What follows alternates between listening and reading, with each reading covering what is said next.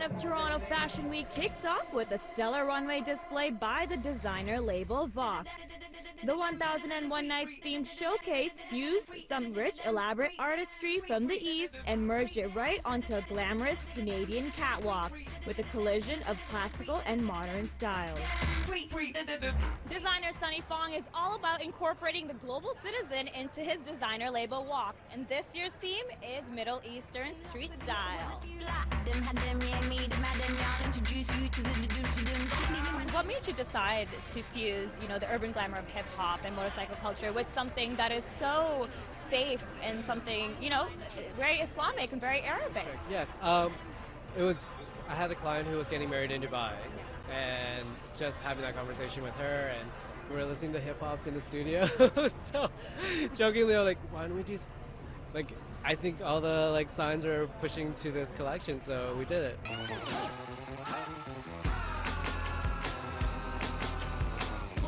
Now, we haven't heard much from the Black Eyed Peas lately. Now, that probably has to do with the recent hiatus after the completion of their latest album. Now, the group may not be creating music together, but that definitely hasn't stopped them from creating music solo. I catch up with Jamie Gomez, aka Taboo, from the supergroup The Black Eyed Peas, right here at Union Nightclub in Toronto. Check it out.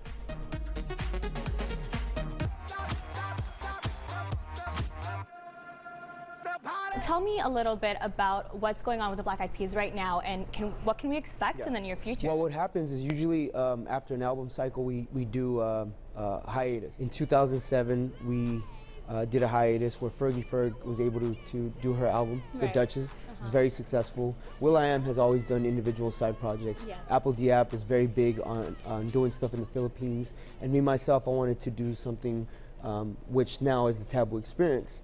What is the Taboo Experience you talk about? The Taboo Experience is something that I created outside of the Black Eyed Peas, and it's a show that I put together, and it consists of MCing, dancing, visuals, DJing.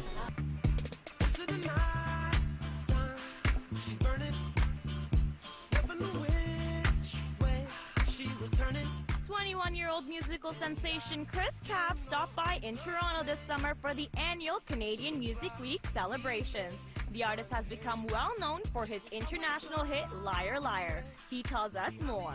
Talk to me about your influence with Pharrell. I know you've been working with him for quite a while. Liar Liar has really took off the charts. Talk to me about it. Well, Pharrell was my first mentor in the music industry and really taught me a great deal about producing and about writing, about making music. And, we wrote that song almost 2 years ago, and, it's taken off now. I used to hold you in my arms, now you're holding me in arms. Ticky-ticky-tock, then the stopping the alarm. Who were really your influences in the Bahamas? I know that's where you grew up. What kind of music did you really listen to? The influences for me were Bob Marley growing up, and Buju Banton and Gregory Isaacs. I listened to a lot of reggae in the Bahamas. To break down your walls, hijack your brain, run through your veins.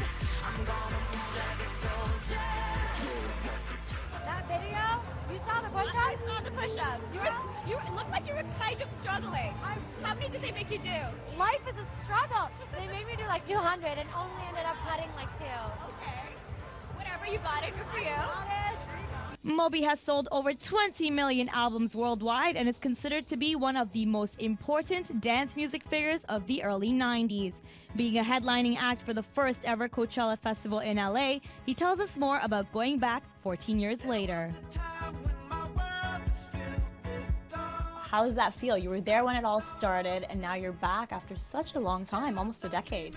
Well, it's the first time I played Coachella, it was the very first year that Coachella existed, and I was playing live, and it was wonderful. I mean, it was so different than European festivals, because at that time, European festivals tended to be very muddy, and Coachella was like warm and beautiful.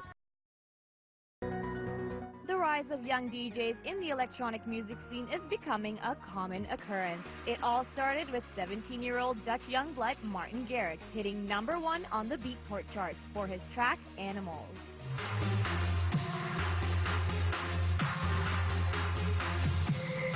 Now he's collaborated with yet another Dutch diamond, Jay Hardway, and together they've produced a magical monster hit, Wizard. Tell me about how you and Martin Garrix got together and put the track together. Tell me about your chemistry on set. Well, we're like friends for about 3 years now, and we always make music together for fun. And sometimes the track turns out like this, like Wizard. We were like, yeah, we're gonna do this track, and then the label heard it, and they were like, that's awesome. We need that track. Independent Dutch label Spinnin' Records is known to successfully promote and support young DJ acts from the likes of Martin Garrix and Nicky Romero to even Toronto's very own chart toppers, Doug. Now, if you had a chance to pick one DJ in the game, who is it that you would want to work with and collaborate with? I think it will be Hardwell actually. And not only because of his success, but he really knows what he's doing, and his tracks are just made for making the crowd go crazy, and that's the most important thing. He also played you when he got his #1 title at Amsterdam Music Week. Hardwell has a track record of bringing on some young DJs who are new to the game. Yeah, that's unreal. Like when he was announced the winner and he played the track like as a second track in his set, and I was there, so it was like I didn't know what to think. You know, everything just wow, just the #1 DJ supporting your track. I think that's the best you can best support you can get from the world. So it's unreal. You play a lot of festivals. Tell me about the one festival that you want to go to that you haven't yet been. Ultra Miami. So.